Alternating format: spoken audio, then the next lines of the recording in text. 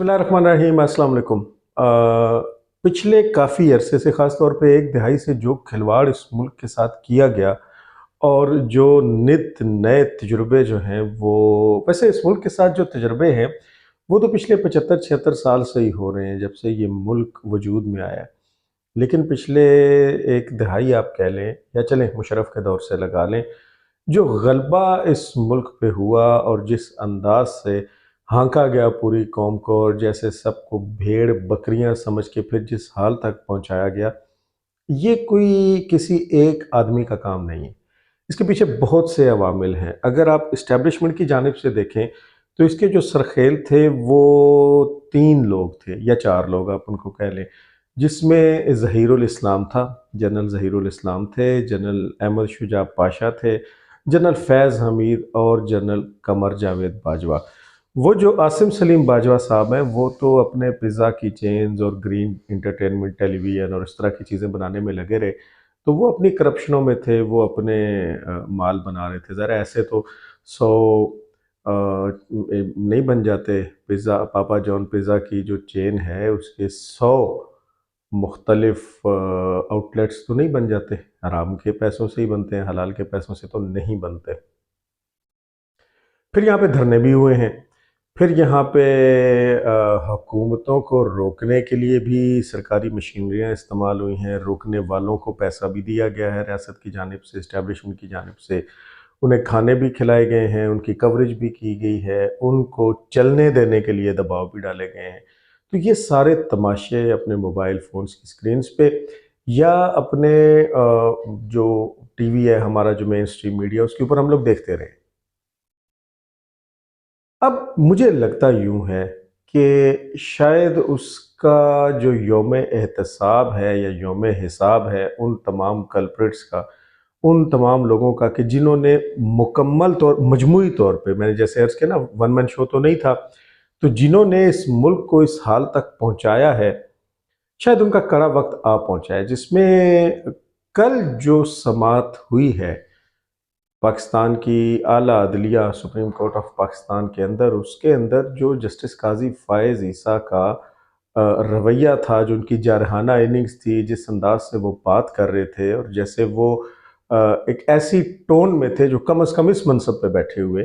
पहले कभी नहीं देखी गई, वो बहुत कुछ कह रही थी। कल फैज़ाबाद धरना केस के हवाले से एक हेयरिंग हुई है और कमरे अदालत जो है वो भरा हुआ था। उसमें मौजूदा चेयरमैन पैमरा सलीम बेग साहब के, जिनके मुंह में गालबन ज़बान ही नहीं है, कि वो जब वहाँ से चलें अदालत से अपनी इज़्ज़त अफजाई करवाने के बाद, जब वो अपनी गाड़ी तक आए हैं तो उन्होंने किसी चीज़ का जवाब ही नहीं दिया। यानी आप पैमरा के चेयरमैन हो यार, और आपको खान के दौर में लगाया गया था और उसके बाद फिर मरियम औरंगज़ेब ने आपको एक्सटेंशन दी थी, तो गोया दोनों ही हुकूमतों के साथ आपके अच्छे ताल्लुकात हैं। तो आप सरे तस्लीम इतना भी तो खम ना करें हर एक के आगे, और इतना हर किसी के आगे लेट ना जाएं कि आप बिल्कुल जवाब ही ना दें। तो इसके साथ साथ साबका चेयरमैन पैमरा, जो कि बुनियादी तौर पे एक सहाफ़ी भी थे और अब भी सहाफ़ी हैं, मुख्तलिफ चैनल्स पे तज्ज़िया निगार के तौर पे बैठे होते हैं, उनका नाम है जी अबसार आलम साहब। अबसार आलम साहब भी वहाँ मौजूद थे, वहाँ बैठे हुए थे। अब कल अदालत के अंदर जो रिमार्क्स थे, जो टोन थी, वो तो बड़ी जारहाना किस्म की थी जजेस की, ख़ास तौर पे जस्टिस काजी फ़ायज़ ईसा की। लेकिन जो रिमार्क्स थे वो बड़े ही ख़तरनाक किस्म के थे। पहले तो ये पूछा गया कि बताइए फैज़ाबाद धरने के पीछे कौन था, और फिर अबसार आलम साहब से, और फिर कौन नहीं जानता कि फैज़ाबाद धरने के पीछे तो जनरल फैज़ हमीद था, जो उस ज़माने में मेजर जनरल था। और आपको याद होगा कि फैज़ाबाद धरने के बाद फिर वो जो एक सादे कागज़ के ऊपर जो एक एग्रीमेंट हुआ था, उसके नीचे सिग्नेचर भी जनरल फैज़ हमीद के ही थे बतौर मेजर जनरल। तो अफसार आलम साहब ने जब ये बात शुरू की तो उनसे ये कहा गया कि कल को जब उन लोगों को बुलाया जाए कि जो इसके कार फरमा थे और जो इन चीज़ों के पीछे थे, तो अगर उन्हें बुला लिया गया तो उस वक्त भी क्या आप उनका नाम लेंगे? तो उन्होंने कहा जी बिल्कुल, मैं उस वक्त भी उन्हीं का नाम लूँगा। तो कल बड़ी जुर्रत, बड़ी बहादुरी और बड़ी दलेरी का मुज़ाहरा अबसार आलम साहब ने किया। और अबसार आलम साहब जो हैं, यूँ समझिए कि उन्होंने मुकदमा पाकिस्तान कल अदालत में अकेले लड़ा, क्योंकि जो दूसरा बंदा था جس کا نام میں نے اب دیکھیں میرے ذہن سے اس کا نام ہی نکل گیا، یعنی وہ اتنا کوئی سلیم بیگ جو موجودہ چیئرمین پیمرا ہے، ان سے تو بات ہی نہیں ہو رہی تھی بالکل کسی قسم کی، جیسے وہ کہتے ہیں نا منہ میں گھنگنیاں ڈال کے بیٹھے ہوئے تھے۔ جبکہ جو سابقہ چیئرمین پیمرا جن کو ہٹا دیا گیا تھا عہدے سے، انہوں نے یہ بتایا کہ ان کو فون کیے گئے تھے، ان کو چینل 92 کو کھولنے کا کہا گیا تھا، ان کو یہ کہا گیا تھا کہ اگر آپ نے چینل 92 کو نہیں کھولنا تو پھر آپ تمام چینلز کو بند کر دیں، اور یہ جو کچھ کہا گیا تھا یہ فیض حمید کی جانب سے کہا گیا تھا۔ اور اگر آپ اسد طور کا ویلاگ دیکھیں، اسد طور نے عدالتی کارروائی کے بعد ابصار عالم صاحب کو سپریم کورٹ کی بلڈنگ کے باہر کھڑا کر کے پھر ان سے باقاعدہ انٹرویو کیا اور ان سے ذرا مزید ڈیٹیل پوچھی، تو انہوں نے بڑا کھل کے بتایا کہ جناب مجھے جنرل فیض حمید کی طرف سے کال آئی تھی اور جنرل فیض حمید نے مجھے کہا تھا کہ آپ 92 چینل کو کھول دیں، تو میں نے کہا نہیں جناب، ان کی ڈی ایس این جی بھی وہاں کھڑی ہے اور وہ ایسی رپورٹنگ کر رہے ہیں کہ جس سے وائلنس جو ہے وہ پروموٹ ہو سکتا ہے، اور انہی کی فیڈ کو پھر فیس بک پہ بھی لائیو چلایا جا رہا ہے۔ تو جنرل فیض حمید نے ایک بڑی معنی خیز بقول ابصار عالم کے بات کی، اور وہ یہ تھی کہ یار وہ مجھے بار بار فون کر رہے ہیں، لیکن ابصار عالم صاحب نے انکار کر دیا۔ گویا فیض حمید کو 92 چینل کی جو مینجمنٹ ہے وہ ڈائریکٹلی کالز کر رہی تھی بقول فیض حمید اور پھر بقول ابصار عالم کے۔ اس کے بعد پھر جنرل فیض حمید نے دوبارہ جب کال کی تو انہوں نے کہا کہ آپ باقی سارے چینل بند کر دیں، لیکن انتہائی جرات کا مظاہرہ کرتے ہوئے ابصار عالم صاحب نے ایسا کرنے سے بھی انکار کر دیا۔ کل عدالت میں نام لیے بغیر جسٹس قاضی فائز عیسیٰ نے بڑے ہی جرات مندی کے ساتھ اور بڑی ہی دلیری کے ساتھ طاہر القادری کا ذکر کیا۔ اب طاہر القادری کی شخصیت کے اوپر بہت سے پروگرام ہو سکتے ہیں، اس کا احاطہ شاید کسی ایک پروگرام میں یہ 15-20 منٹ کی جو گفتگو میں آپ لوگوں کے ساتھ کرتا ہوں اس میں نہیں کیا جا سکتا، لیکن یہ بات سچ ہے کہ وہ چاہے کنٹینر والا تماشا ہو اور چاہے پھر یہ والا دھرنا ہو، طاہر القادری نے اس ملک کے اندر اپنا حصہ کینیڈا سے آ کے ضرور ڈالا ہے، اور ہمیشہ وہ منفی حصہ ہی ڈالا ہے۔ کبھی وہ کفن پہن کے اور سر پہ کفن باندھ کے کھڑے ہو جاتے ہیں، کبھی وہ قبریں کھدوا لیتے ہیں، اور کبھی وہ ان کو ایئرپورٹ سے لے کر اپنی رہائش تک کم از کم گورنر پنجاب یا کسی وفاقی وزیر کا پروٹوکول بھی چاہیے، اس کے وہ بڑے شیدائی ہیں۔ اب مجھے یہ نہیں سمجھ آتی کہ پاکستان کو نوچنے والے جو گدھ ہیں وہ پاکستان کے اندر یہ جرت تو کم ہی کرتے ہیں، لیکن پاکستان کے باہر جا کے پھر وہ گیدڑ جو ہیں وہ شیر کیسے بن جاتے ہیں۔ آپ عادل راجہ کو دیکھیں کہ پاکستان کے اندر تو جرت نہیں ہے، اس کی زبان گدی سے کھینچ لی جائے گی اگر وہ ان ساری بکواسیات کو جاری رکھے گا کہ جو وہ رکھتا ہے۔ پھر آپ بگوڑے اشتہاری شہباز گل کو کہ جس کے ولدیت کا خانہ جو ہے وہ اپنی مرضی سے بھرا ہوا ہے، آپ کو معلوم ہی نہیں ہے کہ موصوف اولاد کس کی ہیں، وہ خود کو جٹاں دا پتر کہتا ہے۔ اب وہ کتنے سارے جٹ ہیں مشترکہ طور پہ کہ جن کا وہ پتر ہے، وہ خیر بہرحال اس بات کو چھوڑے، تو وہ بھی باہر جا کے جو کچھ کر رہا ہے وہ کر رہا ہے۔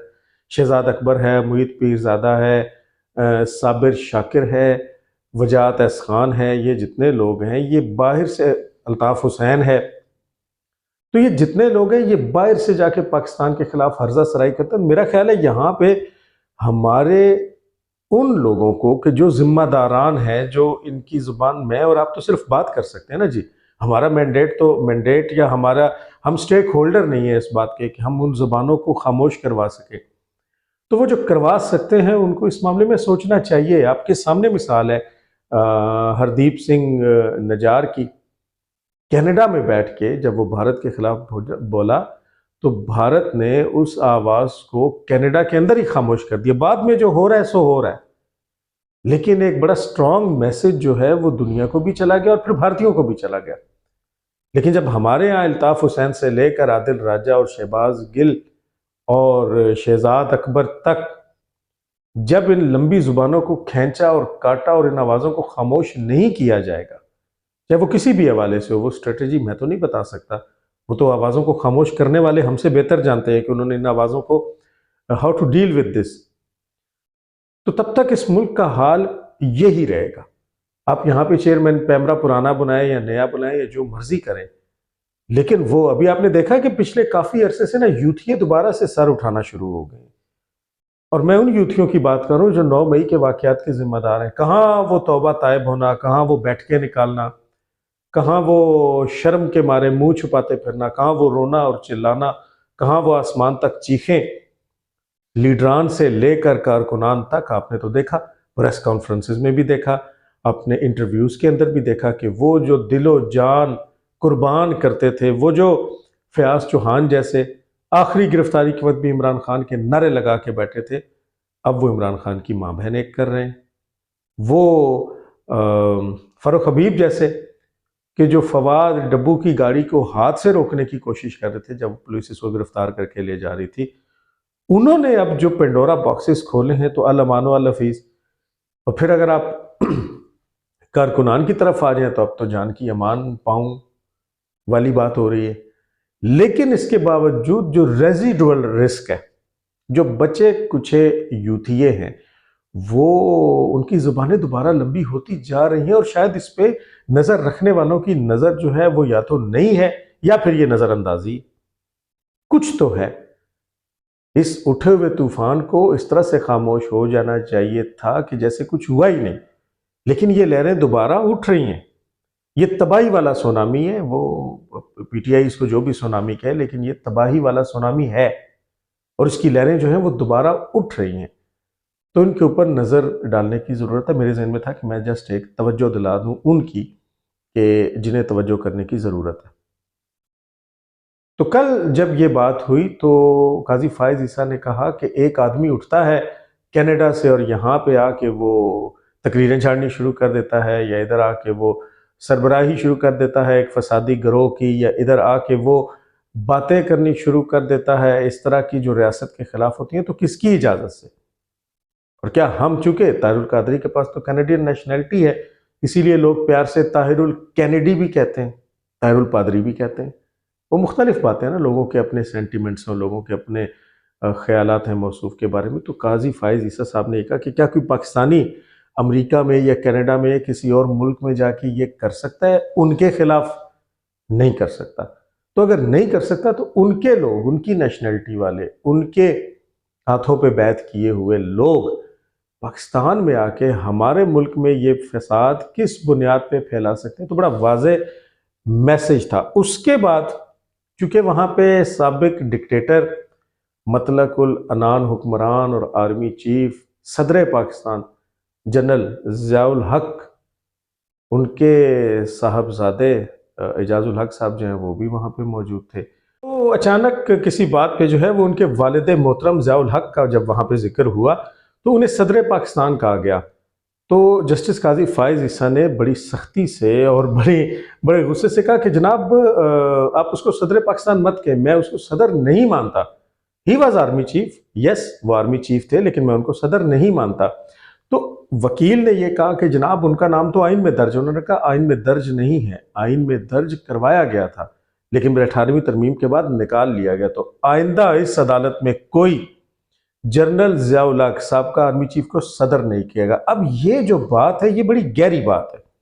پاکستان کی فوج، پاکستان کے جرنیل، پاکستان کے سپاہی، پاکستان کے مورچوں میں بیٹھے ہوئے اور بارڈرز کے اوپر لڑنے والے، اور جن کی وجہ سے ہم لوگ چین کی نیند سوتے ہیں، ان سے جو محبت ہے اس میں کوئی دو رائے نہیں ہے. پاکستانی فوج کے ساتھ پاکستانیوں کی محبت ود آل رینکس، وہ کسی بھی رینک میں ہو، وہ یکتا ہے، وہ اس میں کوئی کسی قسم کی شک و شبہ کی گنجائش نہیں ہے. بات ہو رہی ہے صرف آئین شکن فوجیوں کی، وہ کہ جو اپنی حدود سے باہر نکل کے چھلانگ مار کے سول لوگوں میں، سویلینز میں، سول حکومتوں میں اس طرح کا انٹرپٹ کرتے ہیں کہ پھر ملک فائنلی اس حال تک پہنچ جاتا ہے. اس کا ہرگز یہ مطلب نہیں ہے کہ سیاستدان بڑے دودھ کے دلہے ہیں. یہ سیاستدانوں اور ملٹری اسٹیبلشمنٹ سابقہ جو ہے اس کا گٹس جوڑ ہے، جس کی وجہ سے پاکستان اس حال کو پہنچا ہے. تو آپ کو اپنے دائیں بائیں دیکھنا چاہیے تھا، آپ کو نہیں وہ سب کرنا چاہیے تھا جو آپ نے کیا، اور پھر پاکستان کو ایک ایسے دورائے پہ لا کے کھڑا کر دیا کہ آج ایک ڈالر کی بھیک مانگی جا رہی ہے اور سہارے دیے جا رہے ہیں. اب دوبارہ سے IMF کے جائزہ مشن کا انتظار کیا جا رہا ہے، اور پھر ان کے آگے سر تسلیم خم کیا جائے گا، اور پھر اپنی عوام کا خون نچوڑا جائے گا. تو اس کے پیچھے عوامل ہیں، سارا کچھ اوور نائٹ تو نہیں ہوا. اور ان عوامل میں ایوب خان سے لے کر مشرف تک، اور پھر آخر میں کو کیے بغیر قمر جاوید باجوہ تک، ان سب لوگوں نے، خاص طور پہ فیض حمید وغیرہ نے ریسنٹ پاسٹ میں، جیسے میں نے شجاع پاشا کا نام لیا اور جیسے میں نے ظہیر الاسلام کا نام لیا، پھر جاتے ہوئے یہ فرما جاتے ہیں کہ ہم تو گمنام ہو گئے۔ تو کل یہ جو گہرائی تھی اس بات میں کہ وہ صدر نہیں ہے اور ان کو آئندہ یہاں صدر نہ کہا جائے، وہ بنیادی طور پہ چیف جسٹس آف پاکستان قاضی فائز عیسیٰ کی صورت میں سپریم کورٹ آف پاکستان کے مزاج کی عکاسی کر رہی تھی۔ تو اس کا مطلب میں تو اپنی ناقص رائے میں یہ نکالوں گا کہ وہ جو 15 نومبر کی اگلی تاریخ اسی کیس میں پڑی ہے، اگر اس میں ابصار عالم باقاعدہ طور پہ جنرل فیض حمید اور جنرل قمر جاوید باجوہ وغیرہ وغیرہ وغیرہ ان کے نام لے لیتے ہیں، تو ان کو نہ صرف یہ کہ عدالت میں طلب کیا جائے گا، بلکہ ان سے باقاعدہ انصاف کے عین تقاضوں کے مطابق نمٹا بھی جائے گا، آئین اور قانون کے مطابق فیصلہ بھی کیا جائے گا۔ اس کی ایک وجہ یہ بھی ہے کہ جسٹس قاضی فائز عیسیٰ نے کسی سے نوٹوں کے ٹرک نہیں لیے ہوئے، کوئی سہرش بندیال کو نوکری نہیں دلوائی ہوئی، کوئی نجم ثاقب کی زبانیں اور ٹانگیں لمبی نہیں کی ہوئی، کوئی ارسلان افتخار کو بے لگام نہیں کیا ہوا، کوئی لاہور کے اندر کروڑوں اور اربوں روپے کی جائیدادیں نہیں بنائی ہوئی، کوئی داماد بیچ میں آڑے نہیں آتا اور کوئی ساس بیچ میں آڑے نہیں آتی۔ صاف ستھرے بیک گراؤنڈ کے حامل ایک شخصیت ہیں قاضی فائز عیسیٰ صاحب، جن کے اوپر جب کیچڑ اچھالا گیا تھا انہی بد کردار سابقہ ججوں کی جانب سے، تو وہ کیچڑ پھر انہی کو خود اپنے ہاتھوں سے دھونا پڑا تھا اور خود اپنے ہاتھوں سے لکھ کے دینا پڑا تھا کہ نہیں جناب یہ ایماندار آدمی ہے، اور اس کے اوپر جتنی بھی ایلیگیشنز لگائی گئی ہیں وہ جھوٹی، بے بنیاد اور بدنیتی پہ مبنی تھی۔ تو جب ایک آدمی اس طرح کی آگ سے کندن بن کے نکلا ہوا ہو تو پھر اسے پرواہ نہیں ہوتی، اور اسی کا مظاہرہ کل آپ نے سپریم کورٹ کے اندر اس صورت میں دیکھا کہ اس عدالت میں آئندہ ضیاء الحق کو صدر پاکستان نہیں کہا جائے گا۔ تو پھر سوچیں کہ اگر پروف مل جاتے ہیں، جو کہ مل جائیں گے، اور اگر ثابت ہو جاتا ہے، جو کہ ہو جائے گا، تو پھر فیض حمید کی مشکلات تو بڑھ جائیں گی، پھر تو قمر جاوید باجوہ کے اوپر بھی یہ سارا کچھ ہونا چاہیے۔ وقت بڑا کم ہے، مقابلہ بڑا سخت ہے، پاکستان بہت پیچھے جا چکا ہے۔ میں نے جیسے آپ سے عرض کی کہ یہ یوتھیے اب جس طرح سے میں یوتھیے بار بار اس لیے کہتا ہوں کہ پروجیکٹ عمران خان کو لانچ کیا گیا تھا نا جی، جو رہی صحیح کسر تھی، جب پاکستان بالکل اب اوپر آنا شروع ہوا تو پروجیکٹ عمران خان کو لانچ کر دیا گیا۔ اب اس کے پھر دو حصے ہیں، ایک حصہ تو وہ ہے کہ جو پاکستان کے اندر موجود ہے، جو میں نے کہا کہ دوبارہ سے سر اٹھائے جا رہے ہیں، اور سر اٹھانے سے مراد سڑکوں پہ آنا ہرگز نہیں، اتنی تو خیر ان میں تڑ اور تپڑ ہی نہیں ہے، لیکن سوشل میڈیا کی حد تک، اور سوشل میڈیا ایک بہت بڑا ہتھیار ہے، اور آپ کے نوجوانوں کے ہاتھوں میں تو وہی موبائل فون اور یوٹیوب، فیس بک، ٹویٹر، ٹک ٹاک، انسٹاگرام، یہ سب کچھ ہے۔ تو اس کے اوپر انہوں نے سر اٹھانا شروع کر دی۔ جو دوسرا ونگ ہے وہ ملک سے باہر بیٹھا ہے، ان بھگوڑوں، ان بد کرداروں، ان حرام خوروں کی شکل میں کہ کسی کے نام کے ساتھ صحافی لگے اور کوئی سابقہ میجر ہے، کوئی دہشت گرد ہے، کوئی بھگوڑا ہے، کسی کے باپ کا بھی پتہ نہیں ہے، اور کسی نے محیط پیرزادہ جیسے لوگوں نے مرتے ہوئے باپ، بے ہوش باپ جو بستر مرگ میں تھا، اس کے ہاتھوں انگوٹھوں پہ سیاہی لگوا کے جائیداد اپنے نام کروا لی تھی۔ تو اس کردار کے تو یہ لوگ ہیں، کچھ غلام حسین جیسے کباڑیے ہیں، کچھ سمیع ابراہیم جیسے بدبخت تھرڈ کلاس قسم کے لوگ ہیں جن کو صحافت کی الف بے کا پتہ نہیں ہے، اور جو اس ملک میں کینسر بنے ہوئے، پھر کچھ صدیق جان للی جیسے، یعنی آپ بول ٹی وی کو دیکھیں، بول ٹی وی کے آپ اندازہ اس بات سے لگائیں، بول ٹی وی کے سٹینڈرڈ کا اندازہ، کہ ان کا بیورو چیف صدیق جان عرف للی تھا۔ تو جہاں پہ صحافت کا معیار یہ ہوگا، وہاں پہ پھر ان کے ساتھ آہنی ہاتھوں سے نمٹنا ہوگا۔ لیکن سوال یہ ہے کہ ان کو لایا کون؟ شجاع پاشا، شجاع پاشا کے بعد پھر لیفٹیننٹ جنرل ریٹائرڈ ظہیر الاسلام، یہ وہ دو ہیں کہ جنہوں نے باقاعدہ، پھر اس کے ساتھ باقی جو ہیں وہ تو ملتے گئے، پھر اس کی انتہا وہ چکوالیہ فیض حمید، لطیف آل والا، جس کے اپنے بھائی کو پٹواری سے اٹھا کے کیا کچھ بنا دیا گیا، جو کھربوں روپے کی جائیدادیں ہیں، یہ سارے تو ان کے ساتھ آہنی ہاتھوں سے نمٹنا اس لیے بھی ہوگا کہ آئندہ کوئی ایسی جرت نہ کر سکے۔ اور پھر ان کا جو سرخیل ہے وہ تو یہاں اڈیالہ میں ہے، اور اس کی بیوی جو کہ خاور مانیکا کی بھی بیوی ہے، وہ سرپرستی کر رہی ہے اس ساری 5th جنریشن وار کی جو اب بھی جاری ہے۔ اب آپ دیکھیں نا کہ لاسٹ ٹائم جو خبر آئی ہے وہ حیران کن ہے کہ بشرا بی بی نے باقاعدہ جیلر کو کال کر کے اندر آنے کی اجازت چاہی، کیونکہ اس کو وہ جو چاند گرہن کے سورج گرہن لگا تھا ان دنوں میں کوئی جادو ٹونا کرنا تھا عمران خان کے دائیں بائیں۔ تو قانون کو تو یا جیل کو یا جیل کے مینول کو یا عدالتوں کو سورج گرہن اور چاند گرہن سے کیا لگے، لیکن عاملوں اور جادوگروں کو تو چاہیے۔ تو پھر اس نے فون کروائے، آئی جی جیل خانہ جات سے بھی مبینہ طور پہ کروائے گئے، اور پھر اس کے بعد ایک زندہ جلائی گئی مرغی، الو کا خون، کچھ زندہ کٹی ہوئی چمگادڑیں، کچھ گڈے، کچھ سوئیاں اور کچھ دم کیے ہوئے پانی وہ لے کے وہ اندر گئی ہے۔ اور پھر اس نے عمران خان کے حوالے کیے ہیں کہ اس کونے میں تم نے یہ کرنا ہے، اس کونے میں یہ کرنا ہے، اس میں یہ کرنا ہے، اس میں یہ کرنا ہے۔ اب آپ اس کا شاخسانہ جادو برحق تو ہے کہ پاکستان کی تاریخ کا پہلا قیدی ہے جس کو 60 فٹ لمبا کمرہ، 20 فٹ کا صحن، سائیکل، واک،